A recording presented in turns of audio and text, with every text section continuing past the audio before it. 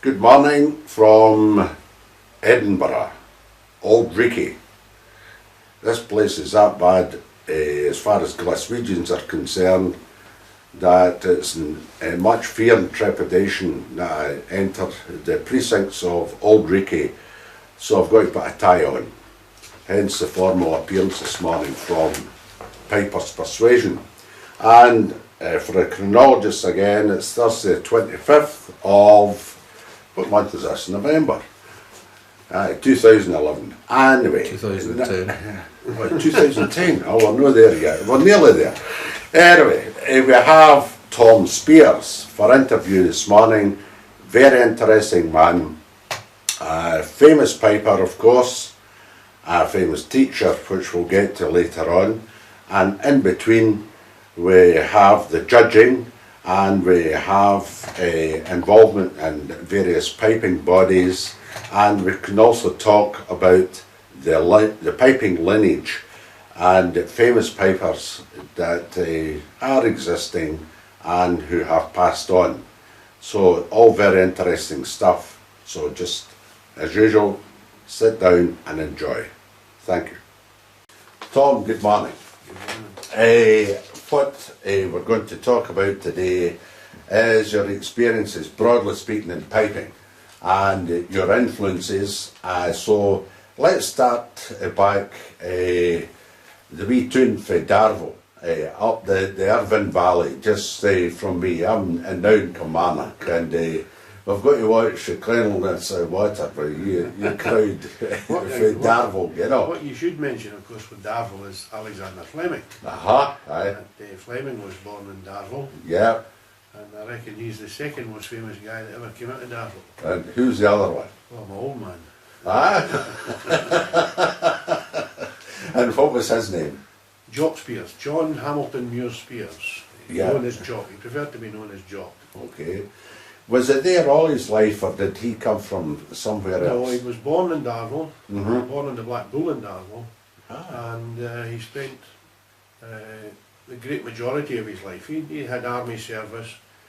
He went to Australia for a short spell to attempt to set up a lace industry there, because Darvel is the centre of the lace industry. Absolutely. And when it didn't succeed and my mother took ill, he just came back home. That would be late 50s. Aye. So he came back to Darvel, and that's when he joined Johnny Walker's. Right. And eventually he set up a pipe band there and took them to grade 1. And that Johnny Walker pipe band, that lasted for a long number of years, even after your father. Well, it was well into the 70s before it faded away. Yeah, absolutely. Yeah, it was a very good band. It's an excellent Very band. good band. Well known in Ayrshire, which is a wee bit of a desert now as far as the pipe band are concerned, and even their piping. Well, I was through there recently, and I heard one or two reasonably good players. Aye. And all young and, got a long way to go in piping, but with a lot of potential. Well, thankfully that's the way it's going in Scotland now. There's a burgeoning interest in the young people in piping, drumming, and they're all pretty well taught now. Well, that's right. I think the school influence is a big element of it. Aye. Long may it And the continue. army influence has virtually disappeared now. Aye, it's disappeared, the emphasis is... Sadly. Aye, absolutely. So, who did your father, Jock, learn his piping from? Well, he was taught originally in Galston Boys Brigade, and he then moved on to be taught by a man, John McKinnon, who had come from Fort William and who stayed in Crooked Home, which is just outside Kilmarnock. Yes. Quite close to where you stay, in fact. Absolutely, just across the bypass. That's right. And John McKinnon was a competitive piper, a very good player. I can still remember the crack off his burrel, a tremendous burrel. And I mean, he was an old man when I knew him. Right. But he had taught my father, he taught one or two players. He taught an Angus MacLean, who was the son of the police sergeant in Galston. And he taught a very good player called Hughie Gordon from Kilmarnock. Hughie's still alive yet? Yes, a very, very good player. Didn't play Pembroke, but an excellent light music player. Playing at an open sea. Did he? Aye, Hugh, aye. Oh, Taught all the youngsters open sea as well, aye. No. Because, it's a fact, because I got Stuart McCallum to teach after Hughie had him, and it took me 18 months to get to play, get Stuart McCallum to play the closed C. Well, I was never aware of that. Aye. In fact, I would question that. No, it's a fact. Because I sat many a night with Stuart trying to get him to close a C, you know. Well, Hughie was an excellent player. Excellent player. I spoke to Hugh about that open C. I'm sorry to get on about this, but it's an interesting point in piping that we've never discussed. And Hugh took the view that it was because of the pitch and chanter configuration holes that it was a truer C. Well, the older chanter, the A chanter, you mean? Aye. It may have been. Aye. I mean, I was taught originally the open C, but my father then made me play close. Aye. Well, it's a thing that it was always hanging about the fringes of piping right into the 50s, I thought, anyway. Well, certainly, I mean, some of the older tutor books that I've got in there. The Logan's tutor had an open C, didn't it? Yes, and McFedrin's tutor, Aye. and there's one or two others, and they all play the open C. They all depict the open C. But nowadays, you just wouldn't get away with it. No. And you can't tell the difference when it's open or closed. Of course. Very much so, especially with the modern chanter. What age did you start yourself? Well, my father was demobbed in 45, and he started teaching me virtually then. So I would be 4.5, 5. Okay. I don't remember. He certainly didn't have a shortened chanter. And you know, I know now that my grandson, for instance, would have great difficulty getting the finger spread in the bottom hand. I don't remember having that difficulty. It's because of Darvel porridge, eh? Well, Okay, so, but you progressed, I've read elsewhere, and to the extent that you were actually starting to play in wee competitions at the age 7. Well, the first competition I played in was at Anbank. I can remember I played Captain Norman or Ewing in the March competition, and I was 7 years old then. Yep. And I was 4th out of 4. My goodness. How did you manage with the pipes and all this? It was a full-size set of pipes, or? Full-size. There's a picture of me over there. Aye. With them. We'll maybe capture that along with other photographs at the end and display it on the Facebook site. So, your father taught you right through? No, what happened was that from age 6, right. He was very friendly with a guy called Jim Jeffrey, who worked originally in Henderson's and then set up business with a guy Williamson, who had also worked in Henderson's, and they set up Williamson and Jeffrey in a shop in Tureen Street in the Gorbals in Glasgow. And at age 6 I was taken up to Tureen Street, and Jim Jeffrey gave me my first lesson from him in the shop then. What was the shop selling there? What did it do? They made pipes. They made bagpipes. Right. And thereafter, Jim Jeffrey used to travel from Glasgow down to Darvel most weekends to teach me. And he was a great guy, great teacher. Great teacher. That's very kind of him, travelling all that distance, eh? Well, that was the type of guy he was. You know, my father and he were great. They were both in the Rovers. Right. That's how they had met. They met through the Rover Scouts. Right. My father was Pipe Major of the Darvel Rover Scouts, and Jim Jeffrey was Pipe Major of the Maryhill Rover Scouts. Right. And he had contacts into the HLI in Glasgow and Bobby Reid, of course. And he used to come down maybe three Sundays out of 4 and teach me. And what type of tunes were you getting taught at that point? Did you go into Pembroke or anything like that? Yes. It was. I mean, at that age, by age 10, I was competing in the Scottish Pipers competitions in Glasgow. Playing what? Pipers'Persuasion and Pembroke. Pembroke as well. Yeah. That's excellent. What can you remember the first Pembrokes that you tackled? I've got a note of them here. I can get a list of them. Aye. I've got a note of them. I've got some of the old programmes. And it's amazing to look back and just exactly what's there. But Little Spree, The I Little can Spree. remember. Mary MacLeod, certainly that was a great favourite of my father's. How did you like that played? How did he like it played? Yeah. Regularly. Aye, but a couple of different styles. Well, he played, it was Glenn's that he played it from, which was a bit of a mix-max, mix-mash, you know, it's, nowadays I get them to play from Kilberry, Right. because there's so many people play half of Donald MacDonald and half of Angus Mackay. You don't know what you're getting. You don't know what you're getting, Aye. you know, Aye. it's a mongrel version. Yeah. So I encourage anybody I'm teaching it to play from Kilberry, and then they know that they've got a setting that is acceptable. Acceptable, yeah. But if you're playing it yourself, how would you play that? I play it from the Kilberry setting. Right, okay. Fair enough. And my father played it from. It's the same as Kilberry with one change in the second line of the Talua and Croonlua Dublin. And what's that? Instead of staying up in the E's, you go down to the C in the second line. Okay. As you play the second line almost as you play the third line. Right. Okay. But that I can remember playing that as taught by Jim Jeffrey, That's excellent. and he got me a copy of Glenn's, a bound copy of Glenn's, and that was 1952. He gave me it, so that would be 11 then. Was that a commonly used book at that particular time for learning people? Well, the first edition of Kilberry was issued in *48, so the Kilberry book was available, but Glenn's had been the book that you could buy individual copies in these days. Right. And Glenn's was a standard issue, if you like, Okay. more or less, as I remember. Did Jim Jeffrey continue to teach you up to what age? Oh, I would be 18, 19 before. I was still at home then, and he taught me up until I was about 18, 19. Right.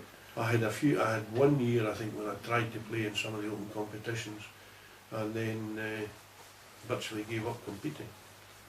Why? Well, I was Any trying to get myself qualified, and you know, that type of thing. I had other pressures on me. I was working in Lark Hall, which was an hour and a half's travel. There was only a bus every hour, so it could take 3 hours for me to get home sometimes if I missed a bus, you know. Aye. So there was other pressures in my life. And what were you doing? What sort of professional pressures? Well, What were you studying I for? worked in a Royal Bank. I don't That- shout about it nowadays Aye. when all that's gone in the The past. pressure, you know, especially Lark Hall, eh? You had to jump the wall to get in and Aye. jump the wall to get back Aye. in. The blue passport, eh? Well, the railings are red, white and blue. Aye, exactly. So, did that materially affect your practicing then? For how long? My father was involved with Darvel Band at that time. Yeah. And I was playing in the back rank of Darvel Band. Okay. So I was ticking over, so to speak, but I wasn't competing. The band would occasionally compete. It was only really when I got to Edinburgh, got myself married, because when I came to Edinburgh I was a bank inspector, Right. and it was our job to, you know, an internal audit. Yes. So you were 1 week at home, 1 week away, that type of thing. And it's not ideal for either practicing or lessons or, you know, attending anybody for instruction. Yeah. So it was only really when I got married, got a home, got somewhere to practice, got settled down. And after the inspection side, I moved on to the training side in the bank. And I was, you know, I was in charge of a training centre. What happened with, you went to John McClellan at Castle for a few lessons. I understand that was kind of interrupted. Well, when I came to profession as Edinburgh, I phoned John McClellan at the castle. It was a bit like phoning God, you know, in these days. Wee me phoning John McClellan at the castle. But he was very, very good, and he took me along to Eagle Pipers. First day I was in Edinburgh, 1st of April 1965 was my first day, and it was a Wednesday. And he said, meet me at 7 o'clock at the West End Hotel, which I did. And I I went into, it was a meeting. There was a meeting being held, so I had to sit at the bar. And I'm sitting there, and Gordon Asher, who owned the hotel, came and sat beside me. Aye. And he said, "Do you tuck snuff, son?" And here's me, wee Tommy from Darvel. Aye. I thought I was in the big bad world. You know? Aye, aye. Just cocaine me taking Darvel. That was my first experience at the Eagle Pipers. Aye, Do you tuck aye. snuff, son? But no, it was... So you had a long association with the Eagle Pipers after that, didn't Yes, you? indeed. Yes, indeed. I was involved right through till late 70s. Can you describe to the viewer what the Eagle Pipers Association was, what the format was, etc.? Well, it's been re-established, and it's in the same format as it was previously. Interested pipers go along and either sit and listen, or if they want to play, they take their pipes along and are invited to play a short selection. Each evening at 10 o'clock, the bar is closed and a pibroch is played. And that's the format. Okay. Someone is normally primed to say, "You will play the pibroch next week," and so they've got a week to prepare. Right. But I mean, for instance, last Tuesday night, when the club met, they meet now every second Tuesday, and when the club met, there was something like 40 people there. And there was people, Very good. quite a number, because it's at Haymarket nowadays, they can get off at Haymarket station and just come across and then go back and get a train back to wherever they're going. Allows them to Be it relax. Stirling, be it Perth, be it wherever, Glasgow, whatever. It allows them to have a night piping or a night listening to piping without worrying about having to drive. Exactly. You know, That's terrific. It's been very successful. What, when you started to go there in '65, who was playing pipes at the Eagle Pipers? John McClellan was very much the forefront. Ian C. Cameron, DR played occasionally, Ian MacLeod, quite a number of players. It was quite an experience, you know, just sitting listening. Yes.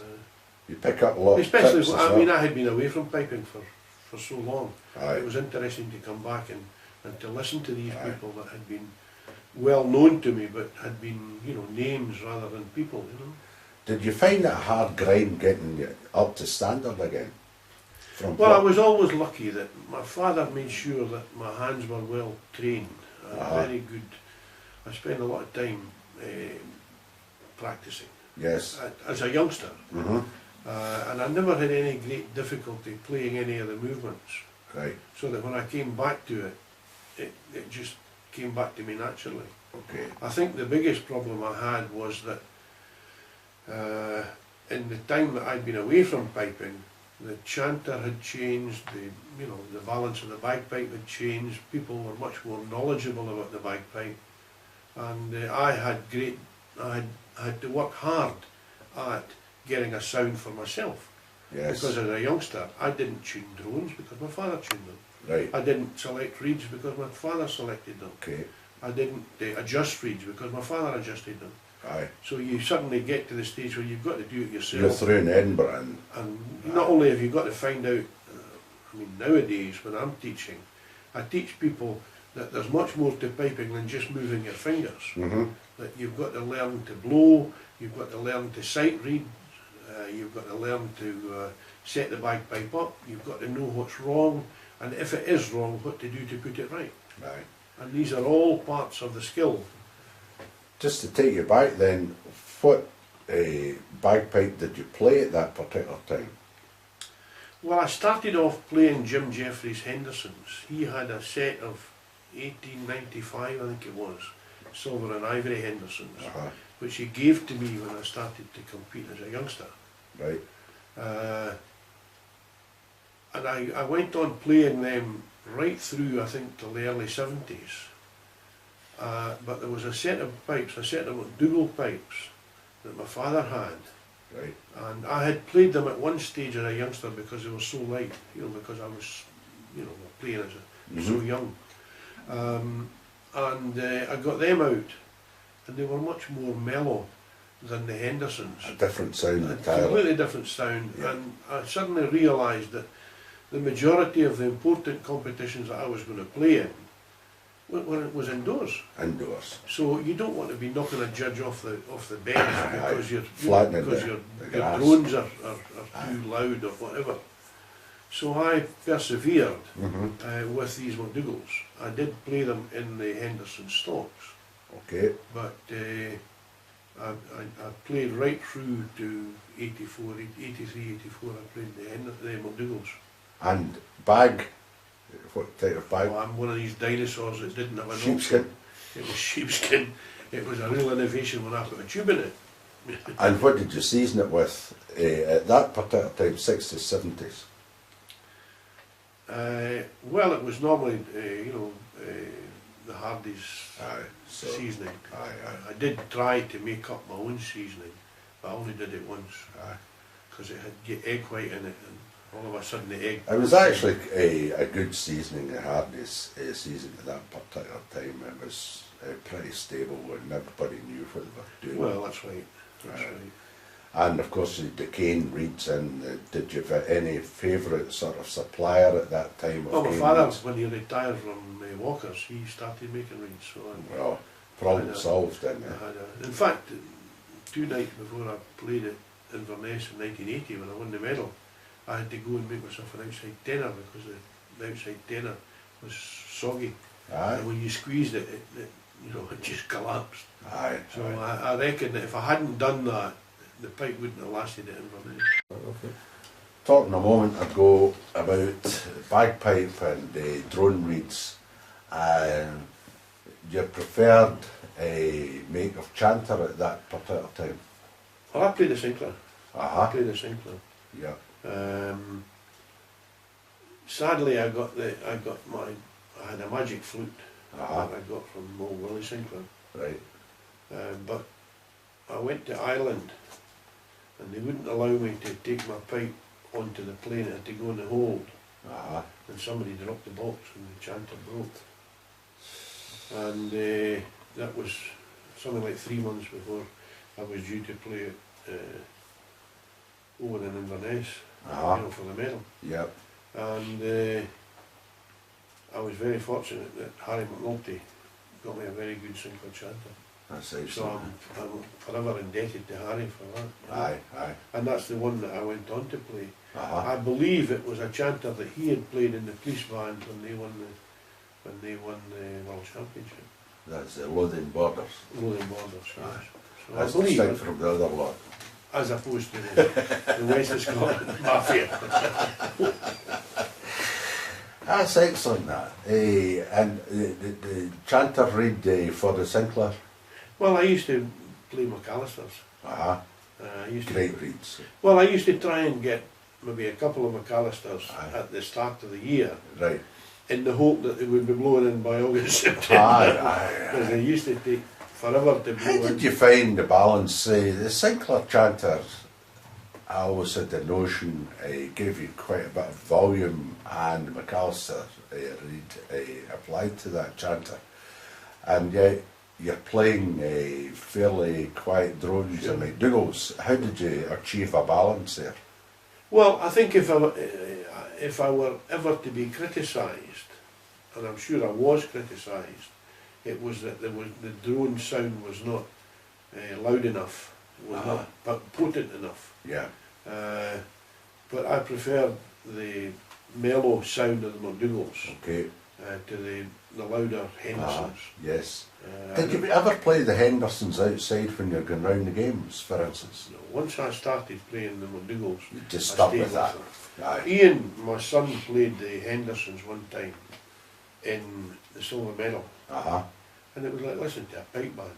Aye, I aye, mean, the sound was colossal, aye, which was great if they stayed in tune, aye. but if they went the least bit out, the deaf man The at the whole hall back of the could hear hall, it, aye. the deaf man at the back of the hall knew that they were out, And it was particularly obvious on that occasion because the chap ahead of him was playing a set of McDougalls which were very mellow, Uh-huh. and then on came Ian playing this massive, lovely sound, Aye. Big but instrument. big, Aye. too big, in Aye. my mind, too Aye. big. Aye. Aye. So I preferred to, I would take the criticism of having two mellow drones. Okay. You went round the games, didn't you? Yes. Tell us something about that. Well, there was quite a number of us that used to go around the games. There was a guy, Ian Cameron. Okay. He was qualified. He was qualifying as a doctor in these days at Edinburgh University.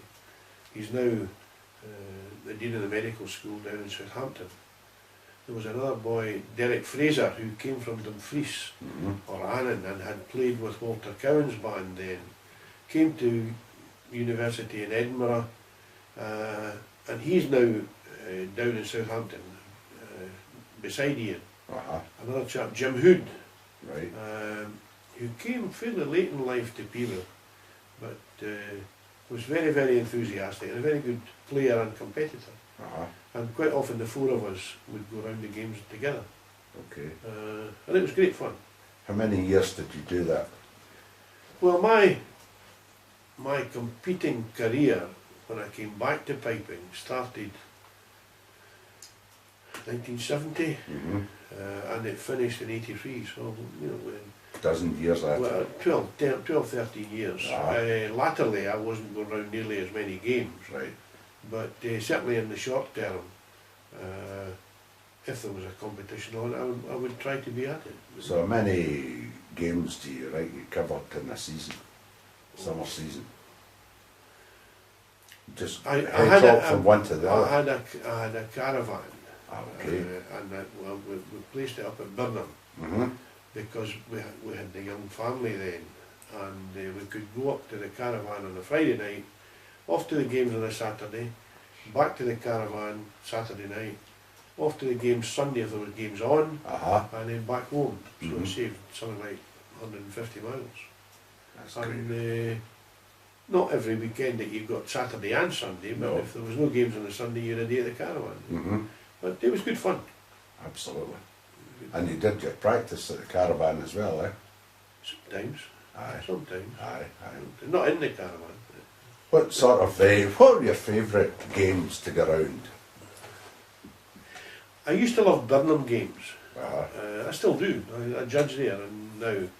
But I used to like to go and play at Burnham. They weren't too big. It was good competition. And it had a very personal feel to it. Do you ever go out to the west coast, Mallaig, Morra, Occasionally, up to yes. Aberdeenshire? Occasionally, yes. Uh-huh. Yes. How did you feel about them? Oh, you know, Aye. I tried to take a fairly professional view. Yeah. If I was going to compete, then I was going to be prepared to compete. Mm-hmm. And you had to stay fairly focused. Right. Were you still taking lessons right through that period? Well, I had a spell with John McClellan when I came through here, but that was at the time when I was in the inspector's department. And quite often, not only did I not phone him, I had to get somebody to phone him to say, I'm sorry, Tom's in Inverness this week. And it just didn't work out. Aye, aye. So John eventually said, look, it's not working, and he was dead right. Mm-hmm. But once I got settled down and got a house and married and what have you, in fact I used to use the training centre as my practice place, you know, after the students had gone home. Uh-huh. And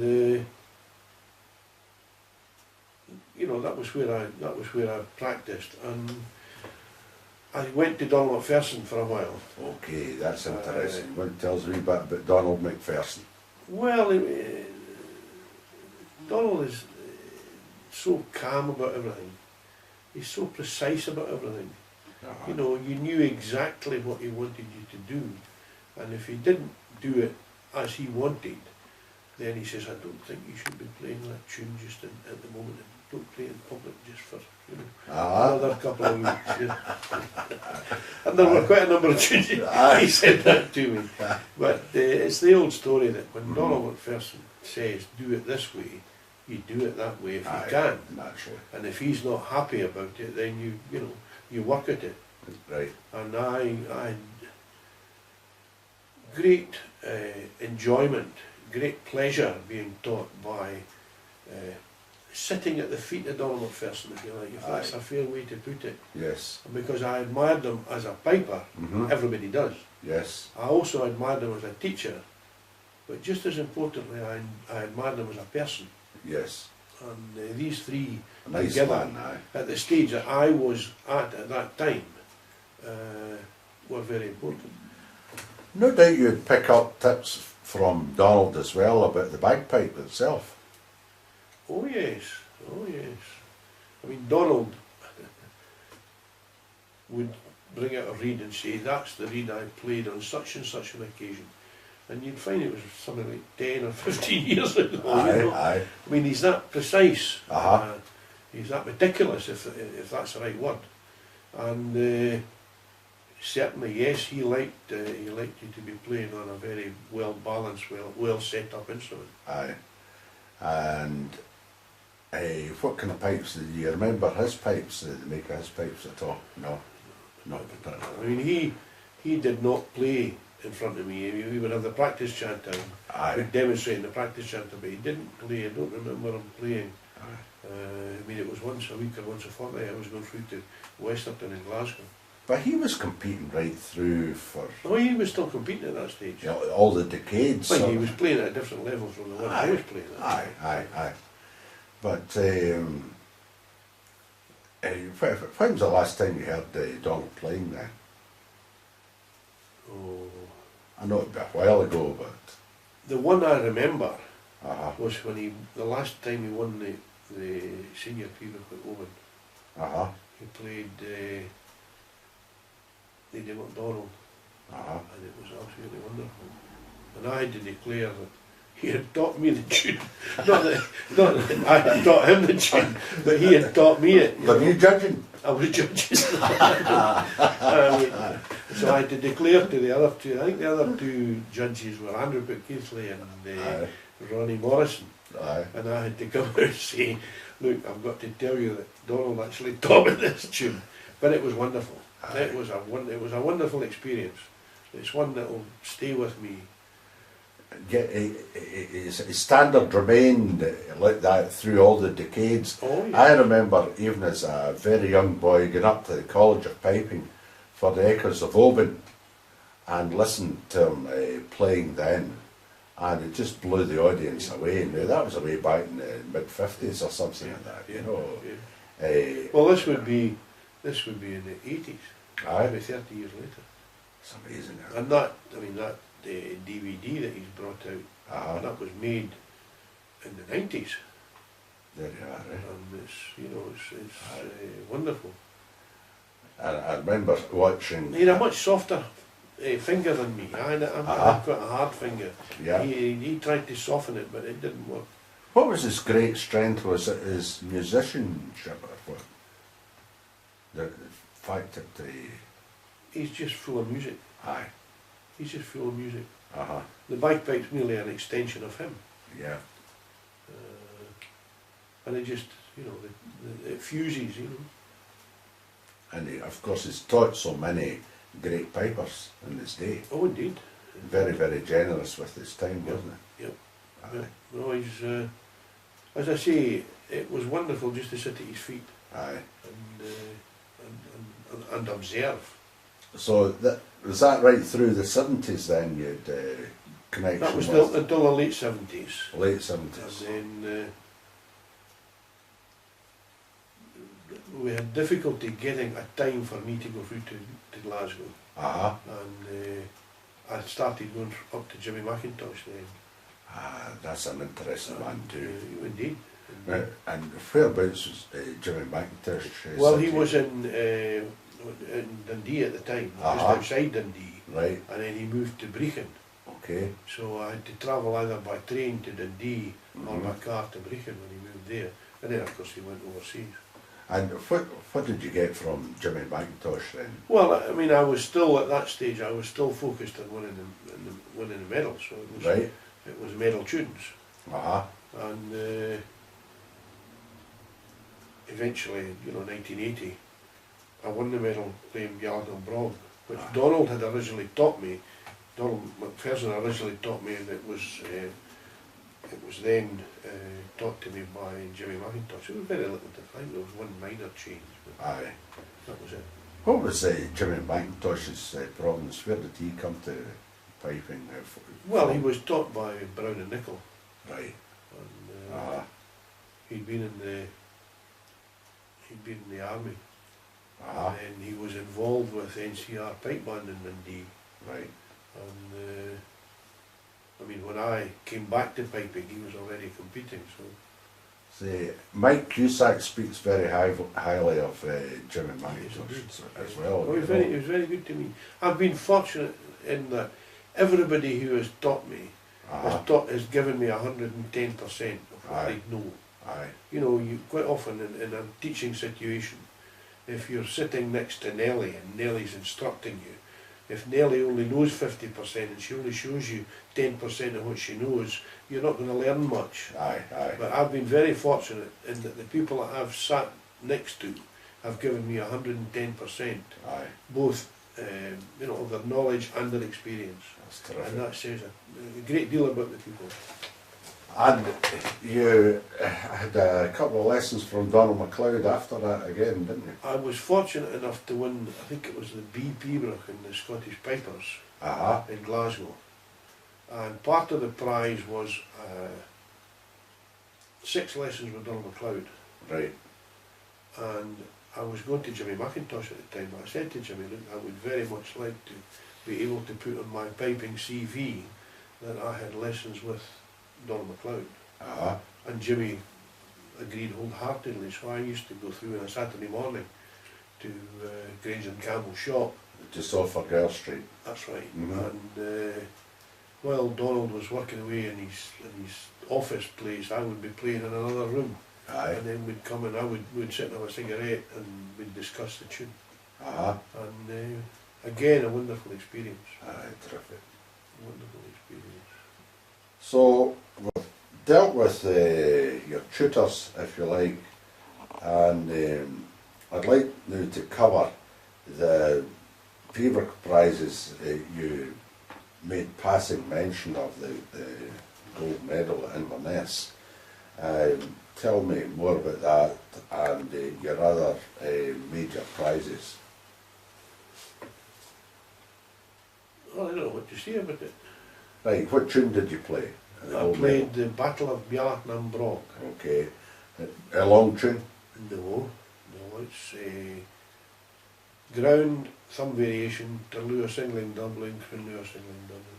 Okay. How many tunes did you have to submit at that time? 4 or 6, I don't remember. Okay, fine. That's the tune I wanted. Aye. That's the tune I wanted. I had submitted it a few years before. In fact, I think Kenny McLean won his Oban medal playing it. So it was set in the early 70s or mid 70s. Yeah. But I learnt it then from Donald McPherson. Okay. I was instructed in it then from Donald McPherson. Right. And as soon as it was set again in 1980, I knew that was a tune that I wanted to play. And who was judging? Who was judging? Bob Hardy, Andrew McNeil and John Mackenzie. There you are. Because I remember John Mackenzie came to me the next day, he says, very pleased for you, Tom. He says, last year it was 2-1. He says, this year it was 3-0. So he'd been judging the year before. And I think he must have gone for me and been knocked out, you know. So that's what he said. He says, last year it was 2-1, this year it was 3-0. How many attempts did you have before you actually hit well, I first competed in the medal in 1971, I think. Okay. And I said I would give myself 5 years to win the medal. And then after the 5 years I had to see, but I'll give myself another 5 years. Keep going, And I had been in the prize list in the medal a number of times. I was second 2 or 3 times. And, it's the most frustrating prize. But I had had a number of what I consider to be quite good tunes. and to be second with a good tune is always disappointing. And it was only a matter of time before I had a bad tune. And fortunately I got Bjarn and Brog and things went for me. Excellent. And before we leave Piper to touch on light music, just finishing on the Piper subject, you went on to do other things after that gold medal at Inverness and the Piper, didn't you? Well, I won the clasp in 1983. Aye. And I played Tulachard, not the one in Kilberry, but the one in Angus Mackay or in Book 13 of the Pipers'Persuasion Society. Aye, which is a totally different tune. Yes, and it's been set this year in, I think it's in the gold medal. The same tune? The same tune. Is that a nice tune? I only played it once. And then that was it? That was it. I only played it in anger once. Aye, aye. I mean, I played it in practice a number of times around that time. But somebody said, I think it was Jim Hood that said to me that I wasn't playing Tulachard, I was playing Old Ern. I used to play Old Ern quite a bit. Aye. And there's great similarities between the Tulachard, Book 13 Tulachard and Old Ern. And when I came off, Jim Hood said, you see, you weren't playing Tulachard, you were just playing Old Ern. Different notes. And he was probably right. I've got an illegal copy. Somebody had a machine under their seat and copied it. And I've got a copy of it, and it's not nearly as good as I thought it was. Well, perhaps the memories are the thing to be cherished. There's a story about the clasp. Tell us a story about the clasp, the medal. The clasp? Well, I was up at Grant's and I was burgled and I got it stolen. And Colonel Murray, who was then the convener of the Northern meeting, allowed me to purchase a replacement. And that's it up there. Which we're hoping to get a photograph again at the conclusion of today's, and we'll try and display that. You must be the only one that's ever obtained a copy of a clasp medal, eh? Indeed. That's excellent. No, I mean, I was very grateful to him because I had just announced that I'd retired from competing that very day and got home to find that the clasp was gone, you know. And you mentioned Glenfiddich, it was known as the Grants at that particular time. Any particular success at that competition? It was always a disaster for me. It's a difficult the first time I went up there, you went up on this Saturday morning, and I was not involved in an accident. I was held up by an accident and arrived late.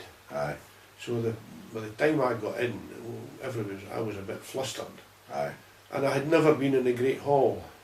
And the first time I went in to play was the first time I'd ever been in the Great Hall. That's a difficult hall for tuning, isn't it? Well, what happened was John McFadden said, I'm going to the toilet, I'll be back in two minutes. Just go onto the platform. So I'm on the platform and I turned around and there's 400 folk looking at me. And my stomach just bounced off the platform. And your immediate reaction is to turn your back on them. And there's a dummy done up as an Athol Highlander stands at the back of the bar. And he spoke to me. We used to carry on conversations every time I was up there. He used to talk to me. How many goals did you have on that platform? I think I was there 5 times. That's excellent. That's good. That's an achievement. But I never played well. I never did myself justice. How did you deal with nerves? Badly. Badly. My approach was, it's a bit like knocking your head off a brick wall. It's awful good when you stop. The only way I could get used to handling my nerves was to compete as often as possible and just make it part of the deal. That you're going to be nervous, you're going to be tense, get used to it. And that's why I mean everybody seems to have the same problem. They may have different answers to the problem, but they all seem to have the same problem. And quite often I've had to say to somebody, when I'm judging, I'm on your side. I want you to play well. You know, it's not that the judge is there Aye, to hypercritical. do you down. Aye, aye. The judge is there wanting you to play well. Want to encourage a And player. sometimes it helps and sometimes it doesn't. Aye, aye. It depends really on your physical makeup and how you are that particular day, how your pipe is as soon as you strike it up, whether it's giving you confidence or otherwise. Well, I think if the pipe's right, it's a great help. Aye, absolutely.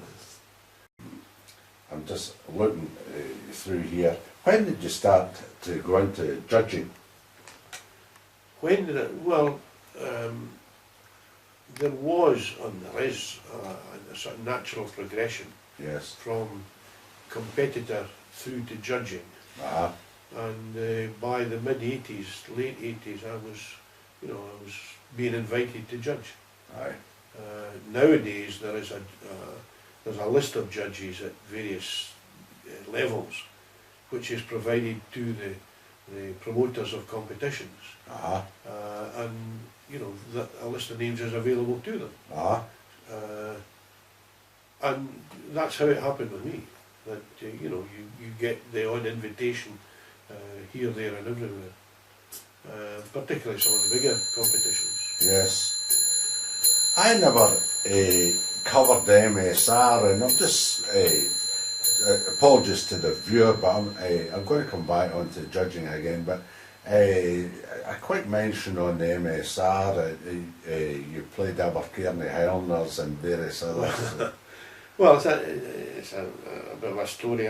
My nickname is Abercairnie Tom. And what happened was I had an arrangement of Abercairnie Highlanders. John MacDonald of Inverness's arrangement, which with a few minor adjustments from myself. And I started to play it, and I started to be quite successful with it. And there was one year, right from May right through to middle of August, every March competition I was asked to play Abercairnie Highlanders. I was going to say. And I'm standing at Crieff just waiting to go forward when the chap ahead of me finished. And I hears the voice in the crowd saying, "Oh, here's bloody Abercairnie Tom coming." So the name has stuck, and Roddy MacDonald has written a jig called Abercairnie Tom. It's a good tune. It's not a bad tune. It's not a bad tune. He's a good composer. Indeed. Aye. It's in fact, he put it in London, and the other two judges twisted my arm and got me to pick it. So he played it in London. Excellent. A lot of years ago, but Aye. that was the story to Abercairnie Tom. And I never mentioned your son Ian and your other son Gregor, and they play.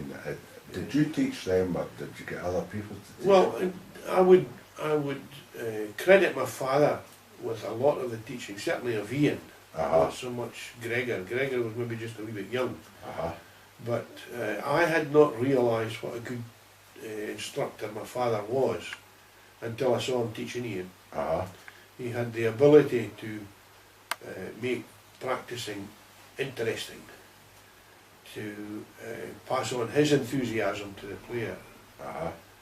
That's a good Terlua, son. Can you play 5 of these? See if you can play 5 in the one breath. That was a good burl. Can you do 3 without stopping? And so before you know where you are, you've played for half an hour and all you've done is burnish your technique. And he had the ability to make that type of practicing, the grind of practicing, make it interesting. Which, with hindsight, he did for me. Right.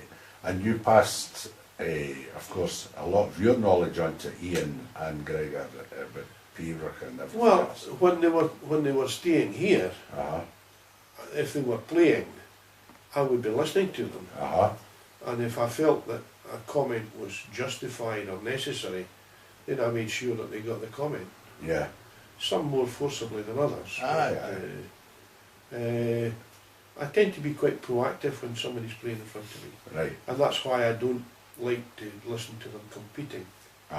Because if they know I'm in the audience, then they're playing for me, they're not playing for the judge, or they're not playing for themselves. Right.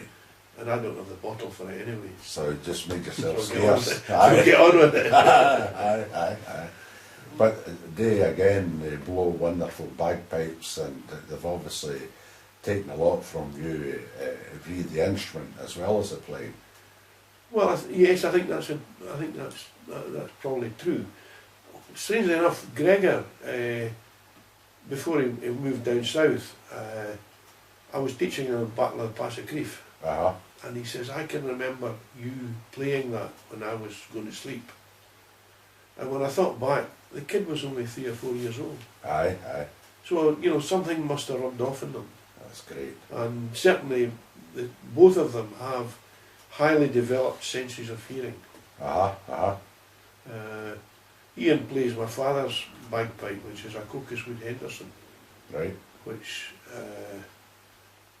he bought in 1922, I think. right. The police sergeant in Galston ran away with another man's wife. Ah. The first thing his wife did was sell his bagpipe.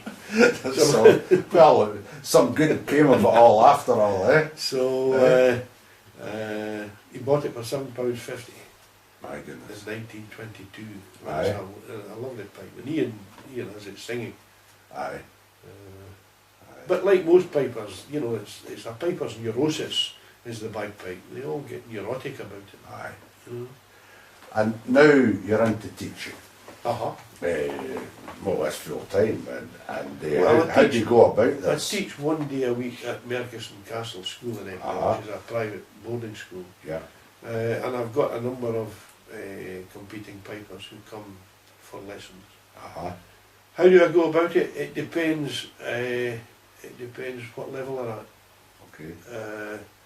I insist that every piper who comes here plays piano, Uh-huh. because even if they're only interested in light music, I find that if they play piano, their light music improves out of all recognition, just because they've had to think about what they're doing in a piano.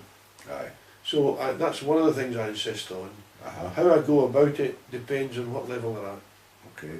I mean, I've got some pipers who will never be competitive pipers who come here, Yes. but they're all working hard, and I wouldn't have the heart to say don't come back. And they're enjoying it too.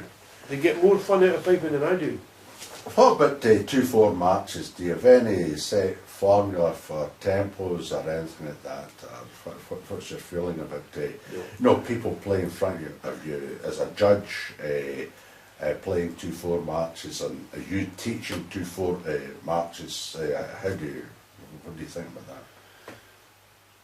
Well, if I'm judging, I would like, if I was playing in a competition, I always had the vision of the judge marching behind me. And if I can make him want to get up and march behind me, then I've succeeded in what I'm trying to do. Okay. Thereafter, you've got the technical element of it, Uh-huh. and it's important that it is technically clean. Either doublings or terluas or grips or whatever, Uh-huh. they should all be there. Yes. It may be that if somebody's learning a 2/4 march, that they need to play it, they need to learn it fairly slowly to get the technique practiced. Mm-hmm. Thereafter, maybe and before that, I would ask them to play it in 2-bar phrases, because that's Yes. the way the tune's structured. Aye, aye. And therefore, you know, that if they can identify the 2-bar phrase, then they're halfway there to making it sound musical. So from playing yourself, from teaching and from judging, you have a fairly round view about the competitor and the player in front of you. Well, I know what the competitor's going through both to be there, Aye. and once he's there, what he's going through to get through the tuning off. Strathspeys and reels, a comment? How do you like them played? Strathspey. Well, I It's mean, a difficult thing nowadays a because a lot of... strathspey should be played in such a way that it's helping to keep the dancer up in the air. Aye. A reel should be played in such a way that it's encouraging the dancers to, to dance, Yes. and that again is the function of the tune. Do you like the pointed reel or the round reel? Or does that depend on the tune? Depends on the tune. Aye, Depends on the tune. depends on the tune. My own preference would be for a phrased tune. Uh-huh. And that, in, you know, we haven't mentioned pipe bands, but that would be my comment, Aye. that pipe bands don't phrase tunes. No. Pipe band playing, I think, has destroyed much of the ethos of Well, it's not. March of Spades and Reels. It's Irish music they're playing, it's not Scottish music. Aye. And that's why I'm trying to bring these facets out that we're talking about, which are meat and drink to you. But for most of the people watching this, they're maybe playing with pipe bands, so they don't understand where we're coming from with this discussion of March of Spades and Reels. Every good solo piper is going to have good hands. And if he's got good hands and good technique, then he is capable of playing the tune in phrases, he's capable of cutting and dotting the tune as it should be played. Uh-huh. Part of the problem, in my opinion, is that a lot of people who composed, G.S. McLennan immediately comes to mind, when he wrote a tune out, he didn't cut and dot it. He left the player to cut and dot it to suit themselves. Yeah. And nowadays you have players going to his music and to others' music, and it's not cut and dotted, so they play it as it's written. Aye. And in my view, it was never meant to be played as it was written. He was giving a guide to the pipers at that time. That's right. And that was Jim Jeffrey that pointed that out to me. That's a very valuable point to people who are sitting out there and don't have a tutor, just have a book in front of them. They're sitting in some other part of the globe, and they might have the Donald McLeod discs to help them along. That hopefully internet tuition will help things along a wee bit. But certainly anybody that wants that has high hopes as a solo piper needs to have the hands. And they need a decent teacher And as they well. need good instruction. I think we'll call a halt there, Tom. Okay. It's quite a nice time just to finish up that, and thank you very much from Pipers'Persuasion for your time here today, and hopefully in the decades to come people will find this interview very valuable. Well, thank you. I've thoroughly enjoyed it. Thanks, Tom.